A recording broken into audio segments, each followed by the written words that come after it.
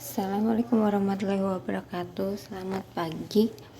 Hari ini kita akan kuliah lagi di pertemuan ke-13 ya. Kuliah hari ini akan membahas mengenai instrumentasi dan metode geofisika 2. Tujuan kuliah dan buku rujukannya adalah sebagai berikut. Untuk tujuan kuliah sendiri, hari ini kita akan belajar mengenai beberapa jenis metode geofisika tingkat sampel dan dengan buku rujukan dari Telford Applied Geophysics dan Milsom Field Geophysics. Nah, yang akan kita bahas kali ini ada beberapa metode yang digunakan. Pertama adalah metode radioaktif, kemudian well logging, dan kemudian petrofisika. Kita coba lihat metode radioaktif. Metode radioaktif ini diinisiasi dan ditemukan oleh Ronson tahun 1895 melalui penemuan X-ray yang biasa digunakan sekarang di dunia kedokteran. Kemudian pada tahun 1896 Becquerel menemukan bahwa mineral yang mengandung unsur uranium memiliki sinar radioaktif yang sama dengan sinar X tersebut dan mampu mengionisasi gas. Kemudian penemuan selanjutnya diikuti oleh penemuan dari Pierre dan Marie Curie menemukan unsur radium dan polonium, dan akhirnya ketemu unsur radioaktif lain berupa thorium, actinium, rubidium, dan lain-lain. Adapun kegunaan radioaktif dalam dunia eksplorasi sendiri biasa dilakukan eksplorasi menggunakan uranium, thorium, isotop potasium K. Jadi mengidentifikasi di mana keberadaannya dan kenapa ini sangat diperlukan. Salah satunya adalah sebagai bahan bakar untuk menghasilkan panas dan tenaga dalam reaktor nuklir. Untuk yang lainnya, misalkan rubidium, ini bisa membantu dalam studi geologi menentukan umur batuan. Kemudian kita akan coba bahas radiasi. Radiasi adalah hal yang tidak lepas dari namanya unsur radioaktif. Jadi unsur radioaktif ini akan mempunyai radiasi terdiri dari 3, yaitu alfa, beta, dan gamma. Ketiga jenis sinar ini dapat memproduksi kilau dalam mineral dan senyawa kimia tertentu. Apa bedanya? Bedanya adalah radiasi alfa ini dia bermuatan partikel alfa positif. Kemudian dia terdiri dari 2 proton dan 2 neutron. Radiasi alfa menunjukkan ionisasi tinggi, kisaran penetrasinya rendah di udara. Kemudian untuk radiasi beta ini adalah flux elektron, kisaran penetrasinya sekitar 8 meter di udara dan 1 cm di batuan. Untuk radiasi gamma itu adalah radiasi elektromagnetik. Jadi efek fotolistrik, hamburan Compton, dan produksi pasangan adalah proses utama di mana sinar gamma berinteraksi dengan atom materi. Jarak tempuh dengan sinar gamma dipancarkan dari radionukleida alam sekitar 700 meter di udara dan 0,5 meter di batuan.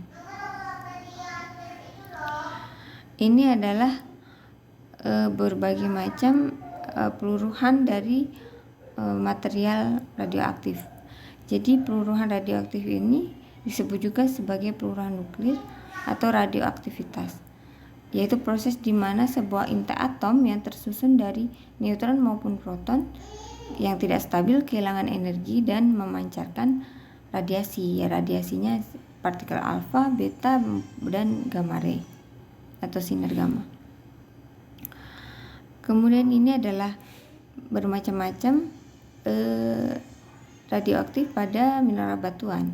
Kalau kalian lihat di sini ya, di bagian sini ada potasium misalkan, itu biasa ditemukan di batuan beku dan pegmatit. Kemudian di bagian bawahnya adalah thorium, biasa ditemukan di granit maupun gneiss dan lain-lain. Uranium di mana di sandstone. Oke, kita lanjut ke instrumentasinya. Instrumentasi erat kaitannya dengan alat ya. Nah, metode radioaktif itu mengukur sifat radioaktif batuan, terutama pada eksplorasi mineral yang mengandung radioaktif. Metode ini pada dasarnya menentukan besarnya atau banyaknya berkas gelombang gamma yang dihasilkan oleh batuan sebagai efek terjadinya proses peluruhan atom yang terjadi pada batuan itu sendiri. Instrumen utama yang digunakan itu ada dua. Yang pertama Geiger counter, yang kedua skintilometer. Nah, skintilometer ini mempunyai alat tambahan yang biasa disebut spektrometer sinar gamma. Kedua alat ini bisa mengukur besarnya radiasi per satuan waktu. Jadi, eksplorasi dengan metode radioaktif biasanya akan mengukur radiasi gamma alami dari uranium, thorium, dan potasium di bebatuan dan tanah. Ini perbedaan dari kedua alat tersebut, Geiger-Müller dan skintilometer. Bedanya kalau Geiger-Müller ini perangkat yang sederhana yang merespon terutama terhadap radiasi beta. Dia punya detektor seperti tabung silindris berdinding tipis dengan jendela mika yang tipis dan bisa memungkinkan masuknya radiasi beta. Kemudian untuk penghitung Geiger ini dia simple dan murah, namun tidak direkomendasikan karena harus dipegang dekat dengan singkapan untuk mendeteksi sinar beta, dan dengan demikian alatnya aplikasinya terbatas dan jarang digunakan dalam prospek modern. Sedangkan skintilometer dia bekerja dengan menghitung kilau yang dihasilkan oleh detektor dengan radiasi gamma. Detektor yang paling efisien dibuat dengan menumbuhkan kristal alami natrium iodida dan talium. Kemudian cahaya yang dihasilkan dari kristal tersebut dengan radiasi gamma diperkuat melalui sebuah tabung fotomultiplier. Keuntungannya apa? Keuntungan dari skintilometer ini adalah ada efisiensi deteksi radiasi gamma, tapi juga akan mendeteksi radiasi betanya. Skintilometer adalah spektrometer yang membedakan karakteristik sinar gamma dari potasium, uranium, dan thorium, dan sangat fleksibel untuk survei di udara, dan penggunaannya juga portable. Ini alatnya, yang sebelah kiri adalah Geiger-Müller, yang sebelah kanan adalah spektrometer atau skintilometer. Ini contoh spektrometer gamma ray yang dibawa dengan airborne atau pesawat kecil. Ini pengukurannya menggunakan pesawat kecil atau helikopter ya. Kemudian dilengkapi dengan instrumen spektrometer sinar gamma. Kadang-kadang juga kalau mau tahu magnetiknya ya pakai magnetometer dan probe. Kemudian dia biasa terbang di atas ketinggian bisa sampai 100 sampai 150 meter. Kalau di gambar ini sekitar 80 meter di atas tanah. Kemudian dengan teknik ini pakai pesawat kecil ini surveinya bisa mencakup daerah yang luas dengan biaya yang rendah dan bisa merekam seluruh elemen uranium, thorium maupun potasium serta data magnetik jika ada magnetometer. Kemudian dengan melakukan koreksi, yaitu ketinggian data yang diubah menjadi peta konsentrasi dari unsur radioaktifnya serta rasionya. Jadi peta tersebut akan memberikan informasi penting pada tingkat konsentrasi radio unsur dan tren regional mereka. Sistem merekam satu spektrum gamma lengkap per detik. Kemudian selama pemrosesan spektrum gamma ini direkam dikonversi ke konsentrasi potasium dalam persen, uranium dan thorium dalam ppm. Kemudian biasa muncul konsentrasi dari unsur radioaktif ini di beberapa batuan kerak seperti granit, gneiss, shale, basalt dan lain-lain. Ini dinamakan airborne radiometrik ya. Kemudian contoh aplikasi dari metode radiometrik ini dalam geofisika sendiri ini biasa digunakan untuk mengestimasi konsentrasi elemen radioaktif seperti potasium, uranium, dan thorium. Kemudian konsepnya ya inti atom yang tidak stabil akan mengalami peluruhan dan memancarkan radiasi. Nah, radiasi tersebut yang ditangkap oleh instrumen radiometrik sebagai sinyal.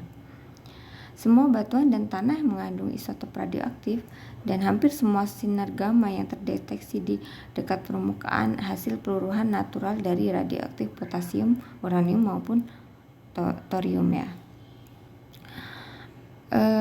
Instrumen yang sama juga dapat digunakan untuk melacak pergerakan pelacak radioaktif buatan yang sengaja dimasukkan ke dalam air tanah atau ke dalam tanah. Jadi instrumen ini bisa memasukkan, misalkan ada yang memang sengaja memasukkan unsur-unsur nuklir tersebut ke dalam tanah, ini dengan metode radiometrik geofisika ini bisa mendeteksi tersebut. Kemudian untuk bisa menilai bagaimana risiko kesehatan di daerah yang mempunyai banyak unsur radioaktif. Jadi bisa menilai risiko kesehatan terhadap masyarakat sekitar dari sumber radiasi alami maupun buatan yang sengaja dimasukkan tadi. Ini contoh aplikasinya, gambarannya ya. Jadi kalau yang sebelah kiri ini namanya airborne radiometrik, dengan menggunakan gamma spektrometer yang dipasangkan di situ agar bisa mengukur konsentrasi dari radioaktif yang ada di alam atau di batuan ya. Ini kalian bisa lihat yang di atas uranium, kemudian di bawah thorium, di bawahnya lagi ada potasium dan magnetik. Jadi ini bisa diukur berapa konsentrasinya di satu wilayah yang diukur. Kemudian yang sebelah kanan ini ada warna merah ya. Ini menunjukkan nilai gamma yang tinggi sampai 126,5 CPS. Jadi ini menunjukkan bahwa daerah tersebut memiliki radioaktif atau unsur yang tinggi, mungkin punya elemen-elemen radioaktif yang tinggi. Kemudian ini contoh grafiknya ketika diterapkan pengukuran di daerah yang mengandung mineral zone. Di daerah situ terlihat grafiknya tinggi, radiometriknya dan magnetiknya juga tinggi, kan di bawahnya mengandung mineral yang kaya dengan unsur-unsur radioaktif. Jadi grafik pengukuran di situ akan menunjukkan hasil yang tinggi. Oke, kita lanjut ke metode well logging. Metode well logging itu adalah pengukuran parameter fisika dari batuan dengan sensor yang diletakkan ke dalam lubang bor atau disebut borehole ya, lubang bor. Ini bisa dikenal dengan istilah downhole geophysical survey atau well logging. Kemudian well logging ini biasanya dari awal dia eksis itu menjadi standar operasional dalam eksplorasi migas. Dan selapis lain itu juga digunakan pada eksplorasi air tanah, mineral tambang, panas bumi, dan juga untuk studi geoteknik dan lingkungan. Kemudian apa tujuan dari well logging itu? Yang pertama bisa untuk mengidentifikasi formasi geologi dan fluida, kemudian untuk korelasi antar lubang bor, kemudian untuk melakukan evaluasi kemampuan produksi dari formasi reservoir migas atau yang lainnya. Pengukuran well logging bisa meliputi banyak sekali, misalkan sel potensial, resistivitas, induksi polarisasi, metode radioaktif seperti gamma ray, dan induksi reaksi nuklir. Kemudian bisa akustik logging berhubungan dengan kecepatan seismik, densitas seismik dan lain-lain, dan pengukuran suhu serta magnetik. Ada juga pengukuran well logging dengan menggunakan gravity ya. Kemudian sejarahnya borehole ini pertama kali dibuat oleh Schlumberger bersaudara ya. Kalian mungkin pernah dengar ya, ada perusahaan Schlumberger yang eksis sampai saat ini. Nah, ini dia menginisiasi di tahun 1927 di lapangan minyak Pechelborn, Prancis. Nah, borehole ini yang dipakai adalah log resistivitas dan self potensial. Pengukuran kecepatan seismik di lubang bor pertama dilakukan di tahun 1930. Jadi akustik logging ya di tahun 1930. Kemudian gamma ray logging dikenal pada tahun 1939 dan berhasil memisahkan litologi shell dengan formasi lainnya, misalkan shen. Kemudian Sejak tahun 26 sampai sekarang, teknologi geologi itu banyak sekali mengalami perkembangan dan inovasi yang mengakomodasi terutama di industri minyak dan gas dan dalam proses pencarian dan mengetahui prospek minyak bumi di dalam suatu reservoir. Mulai dari tool konvensional seperti log gamma ray, self potensial, kemudian log densitas dan lain-lain, hingga ke tool unkonvensional seperti logging while drilling, di mana antara perekaman log dan pengeboran dilakukan bersamaan sehingga memberikan gambaran mengenai kondisi sebenarnya di formasi yang terdapat dalam lubang bor. Ini contoh logging tools. Jadi ada alat yang memang peralatan dimasukkan ke dalam lubang bor, kemudian akan melakukan pengukuran di sepanjang kedalaman lubang bor tersebut. Jadi dipasang sensor di bawah dan didapatkan hasil pengukuran sepanjang kedalaman. Ini untuk tipe-tipe well atau sumur yang biasa dilakukan di eksplorasi terutama di migas. Yang pertama adalah sumur vertikal, kemudian ada deviasi yang bagian tengah, kemudian di bagian kanan adalah horizontal. Jadi bisa bermacam-macam.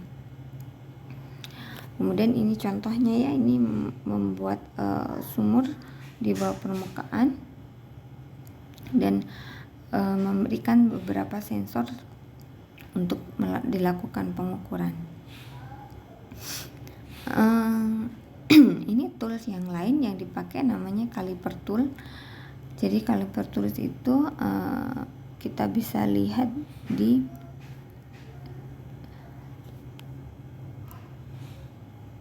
bagian sini ya. Jadi di sini ada caliper tool 0,31 ini ya. Jadi ini digunakan untuk mengukur dan lubang bor itu sendiri, menentukan berapa ukurannya. Jadi bisa membantu dalam menentukan atau membuat casing ukuran di dalam lubang bor. Kaliper namanya. Kemudian ini ada jenis pencatatan data sumur. Ini ada selama kegiatan pengeboran berjalan, itu bisa dicatat langsung dengan melakukan mat logging dan log while drilling. Kemudian bisa juga pencatatannya setelah kegiatan pengeboran dihentikan pada target tertentu menggunakan media kabel atau wireline log. Ini jenis-jenis log yang bisa diukur dengan sensor-sensor yang dimasukkan ke dalam lubang bor. Pertama adalah resistivitas normal dan lateral log, ini masuk ke resistivitas ya. Kemudian yang kedua induction log, kemudian self potential log, kemudian ada yang radiometrik, hubungannya dengan natural gamma radiation, kemudian gamma ray density dan neutron gamma ray log. Kan kalau kita lihat yang sebelumnya, metode radiometrik yang sebelumnya kan bisa menggunakan airborne ya, airborne radiometrik. Nah ini alat sensornya itu dimasukkan ke dalam lubang bor bedanya. Kemudian ada sonic logging, dia bisa menghitung dari kecepatan seismiknya. Kemudian ada temperatur logging, jadi mengukur suhu sepanjang sumur. Kemudian ada magnetic logging, ada nuclear magnetic resonance log, dan ada gravity. Kemarin minggu sebelumnya kita ngebahas gravity, pakai alat yang biasa dibawa kemana-mana tuh untuk melakukan pengukuran atau survei. Nah ini gravitinya, sensornya dimasukkan ke dalam lubang bor, jadi akan mengukur sepanjang dari sumur tersebut. Ini contohnya untuk normal log ya. Jadi ada alat yang dimasukkan ke dalam lubang, kemudian sumbernya ada di atasnya ya, dan itu akan mengukur sepanjang dari kedalaman sumur. Ini contoh datanya, dimana kalian bisa melihat ada litologi shell atau batu lempung dan sandstone, terlihat normal resistivity-nya kan berbeda ya. Ini dalam ohmmeter. Kalau ketemu dengan sandstone misalkan, itu maka dia akan menunjukkan nilai resistivitas yang tinggi, berbeda dengan ketika ketemu shell ya. Oke. Kemudian nih contohnya, yang ini kan dia kelihatan lebih tinggi. Oke. Kemudian kita coba lihat lagi di bawahnya, ini juga lateral lock ya, jadi di situ juga terlihat ada pas ketemu sandstone, SP-nya ini dia lebih negatif, sedangkan resistivitas ini akan berbeda ya, akan lebih positif mungkin bagian sini dan sini. Jadi ini ada ilmu khususnya ya, bagaimana menginterpretasi ini, yaitu petrofisika ilmunya. Kemudian ini induction logging, jadi ini ada alat yang dimasukkan ke dalam lubang bor. Kemudian ini self potential, ini juga seperti itu, alatnya dimasukkan ke dalam lubang bor, kemudian sepanjang lubang bor itu dia akan merekam dari nilai dari self potential setiap kedalamannya. Ini sonic logging. Sonic logging itu dia menggunakan ada satu sumber yang dipakai, kemudian akan ditangkap oleh receiver. Nah, kalau ini pakai suara ya. Kalau kemarin kalian belajar di metode seismik ya, yang dibahas sebelumnya itu kan memakai ada dinamit, ada vibrosis dan lain-lain. Ini pakai suara, kemudian ditangkap dan diolah. Ini contohnya dari hasil pengolahannya ya. Di sini velocity-nya sebelah kanan ya, beraneka ragam. Ketika ketemu batu tertentu, misalkan di sini adalah ketemu batuan karbonat, velocity-nya lebih tinggi daripada ketemu batuan shell atau lempung. Oke, ini contoh gabungan dari berbagai pengukuran ya. Ini ada dari gamma ray warna biru. Di sini ada grafik yang biru, kemudian self potensial yang hijau, kemudian ini induksi misalkan warna hijau, kemudian ada densitas warna hijau ini, kemudian ada juga yang sonic clock ya, kecepatan, hubungannya seperkecepatan nih. Nah, ini setiap sampai kedalaman dari kedalaman 10.700 feet sampai 10.900. Jadi ini sepanjang sumur bor ya. Jadi kalau ada banyak sumur ya ada banyak data yang didapatkan seperti ini ya. Nah, ini contohnya. Ini melakukan pengeboran di daerah sini. Ini ada alat yang dimasukkan dan akan merekam keseluruhan di bawah itu seperti apa ya.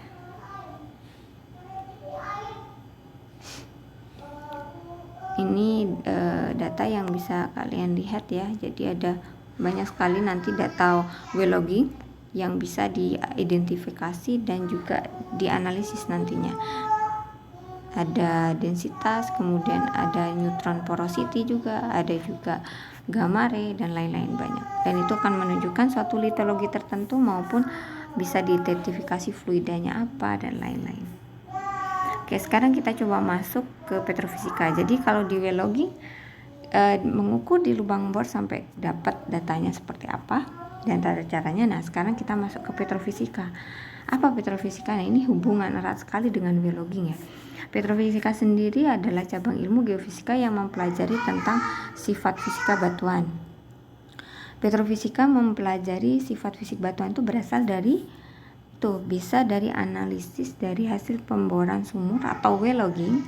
Jadi dari hasil well logging tadi itu dianalisis, itu masuk ke ranah petrofisika, dan juga bisa dari analisis sampel atau core batuan. Jadi batuan yang didapat dari pemboran itu ya, kan ada batuan sampelnya itu dibawa ke lab untuk diidentifikasi lebih lanjut. Nah, itulah petrofisika. Bisa terdiri dari berbagai macam analisis. Kemudian sifat fisika apa yang mau dianalisis? Ini banyak sekali, misalkan porositas, kemudian permeabilitas, tingkat kejenuhan air, water saturation, ada resistivitas batuan, dan beberapa sifat fisik lainnya. Sedangkan dalam dunia migas ini petrofisika berperan untuk mengetahui porositas, permeabilitas, dan saturasi air maupun oil untuk bisa membantu dalam mengestimasi cadangan minyak dalam satu reservoir ya, cadangan minyak.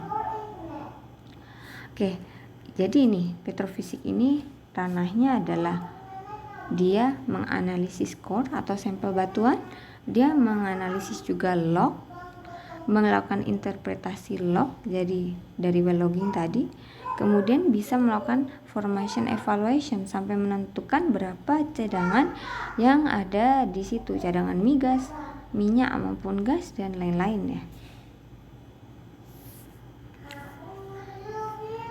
Ini contoh aplikasi petrofisika dari analisis well logging. Jadi dari log-log yang didapat dari aktivitas well logging tadi itu dilakukan identifikasi.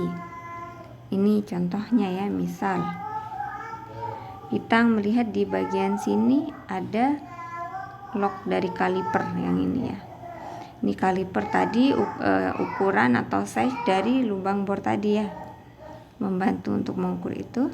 Kemudian yang di sini adalah gamare. Kemudian di sini adalah resistivitasnya. Kemudian ini adalah neutron porosity dan juga ada densitas. Kemudian ini ada volume batuan, saturasi water atau kejenuhan air. Kemudian ada yang lainnya. Nah, ini bisa diidentifikasi nantinya. Misalkan kita ambil contoh ya, ketika ada crossover antara neutron porosity nih di sini, ini ada bersinggungan neutron porosity dengan densitas atau Robi ya kalau di sini. Ini bisa diidentifikasi. Dan ini kan ada sesuatu yang dalam di sini. Ini dia bisa terdiri dari gas oil kontak. Jadi di sini bisa terdiri ada kandungan fluida di dalamnya sepanjang itu. Jadi ini bisa diidentifikasi sebagai daerah di kedalaman sekian yang memiliki kandungan minyak maupun gas gitu. Ini contoh aja. Kemudian yang lainnya gimana? Bisa dilihat juga, misalkan di sini dari gamare. Dari gamare ini dari gamare itu dia mengandung nilai yang rendah. Misalkan di situ bisa diidentifikasi dia mengandung dari nilai kualitas pasir tertentu di sini. Ya, itu bisa diketahui. Kemudian ketika gamarenya dia agak tinggi, dia tidak mengandung kualitas pasir yang cukup baik. Kita kan di sini kalau mau mengidentifikasi dari migas, kita akan mencoba mencari zona reservoirnya kan. Zona reservoirnya bisa dari batu pasir ataupun batu karbonat gitu, dan bisa dilihat dari nilai-nilai gamarenya. Oke. Kemudian ini contoh yang lainnya. Jadi interpretasi dari petrofisika dengan menggunakan data well log. Ini bisa diidentifikasi yang seperti tadi saya bilang ya. Jadi ini di bagian di sini adalah log gamare. Dia rendah. Jadi ini diidentifikasi dengan batu pasir yang bersih. Jadi ini daerah reservoir yang mengandung batu pasir.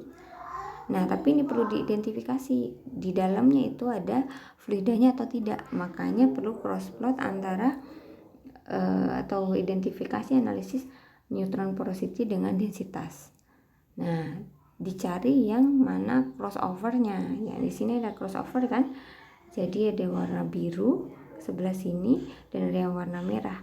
Nah, inilah yang bisa diidentifikasi sebagai zona yang mengandung minyak maupun gas.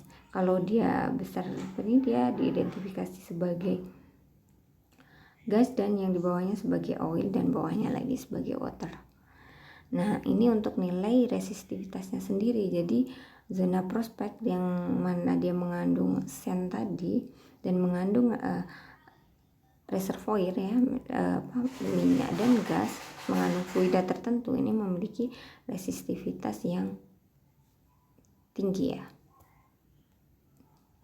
Oke, jadi bisa diinterpretasi sampai ke situ ya, ke estimasi dan cadangan, kemudian bahkan untuk mengetahui berapa, dan ini bisa dapat dihitung besarnya itu berapa prospeknya gitu.